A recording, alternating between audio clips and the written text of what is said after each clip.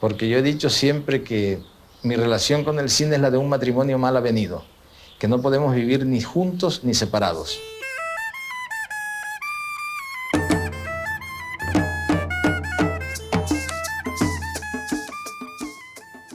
Antes de Macondo y el realismo mágico, Gabriel García Márquez se enamoró del cine. Su infancia en Aracataca, al cuidado de sus abuelos, estuvo marcada por las visitas al Teatro Olimpia y las películas que veía con su abuelo. En esa época eran cines a cielo abierto, lo que tenía ya pues de por sí una poética muy especial, y era poder ver las estrellas, tenían que ser de noche por supuesto para facilitar la proyección, y eran películas que usualmente venían censurados por la iglesia. Que ya desde que García Márquez era un niño allá en Aracataca, al cuidado de sus abuelos, su abuelo tenía la costumbre de llevarlo al cine del pueblo, que era el Teatro Olimpia. Y todas las mañanas, al día siguiente, después de la función a la que iban, lo sentaba en la mesa del comedor y le pedía que le contara la película. Desde ese momento en que él empieza a contar los argumentos de la película, se va despertando esa afición por contar historias. Más allá de los largometrajes y la mención del cine en su obra, el Nobel de Literatura llegó también a escribir sobre aquellas películas que veía en columnas sobre cine. La primera fue publicada en 1948 en El Universal en la sección Punto y Aparte. Luego, en 1950, empezó a escribir La Jirafa en El Heraldo bajo el seudónimo Séptimos, y aquí se inició en su labor como crítico. Y este tipo de memoria, de tener que incluso llevar el asiento donde uno iba a estar sentado, había que cargarlo, pues está registrado en varias de sus historias. Por ejemplo, de las más tempranas, como La Mala Hora, ahí hay anécdotas sobre este tipo de cine, de este tipo de interacción con el cine, y eso pues se vuelve desde esa infancia, de ese recuerdo muy memorable, muy entrañable, muy del corazón, se va volviendo para el García Márquez ya adulto un interés académico, un interés creativo. Hay una historia muy interesante que valdría la pena escribir sobre grandes escritores que en algún momento fueron críticos de cine. Ahí encontramos a Borges, encontramos a Cortázar y encontramos a García Márquez y sus columnas de crítica de cine. Yo creo que el legado que da como crítico es esa virtud que Gabriel García Márquez tenía, como la tuvo Borges y Cortázar, de la palabra, y cómo por medio de la palabra podían hablar con elocuencia de las películas que veían. Pero fue en El Espectador, a partir del 27 de febrero de 1954 y hasta el 9 de julio de 1955, que García Márquez escribió exclusivamente sobre cine en su columna El cine en Bogotá, estrenos de la semana. Durante esos años en la capital, se convirtió en lo que él llamaba un cineísta. Veía desde películas populares hasta las que menos gustaban e iba a las matinés y vespertinas para escribir sobre ellas.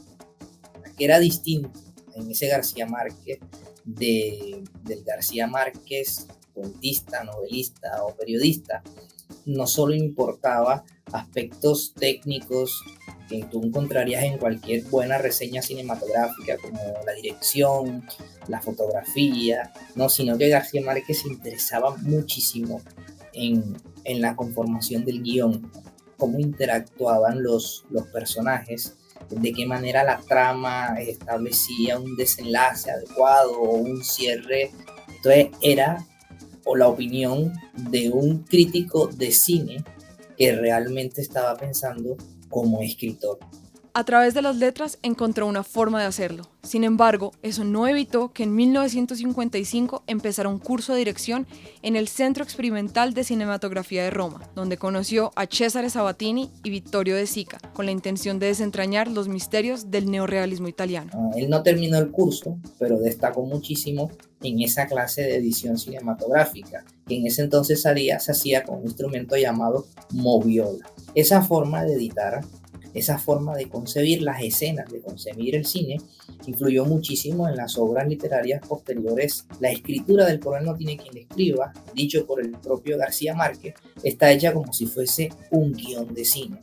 Fue durante su periodo como crítico en Bogotá que se enamoró de ese género cinematográfico. Ladrón de bicicletas capturó su atención y se convirtió en uno de sus largometrajes preferidos. García Márquez estaba convencido de que el lenguaje estético el lenguaje técnico, la forma como los cineastas del neorrealismo italiano contaban historias, esa era la manera como los escritores y los artistas tenían que contar las historias de América Latina. La crítica que escribió entre 1948 y 1955 atravesó periodos y cambios. Las primeras eran recuerdos anecdóticos que no ahondaban en su análisis, mientras que aquellas que escribió en Bogotá tenían un tono distinto.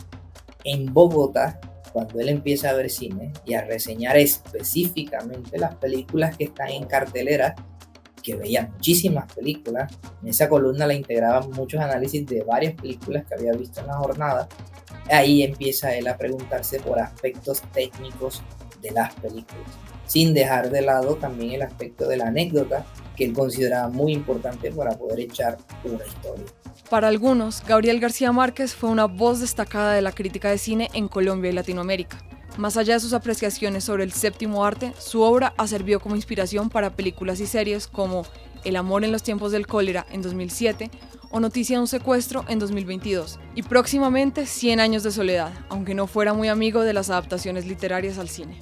Entonces yo creo que su crítica de cine es importante, pues porque Gabriel García Márquez escribía de manera maravillosa y sus críticas de alguna manera pues nos logran motivar, acercar y ver con otros ojos las películas que él criticaba y reseñaba.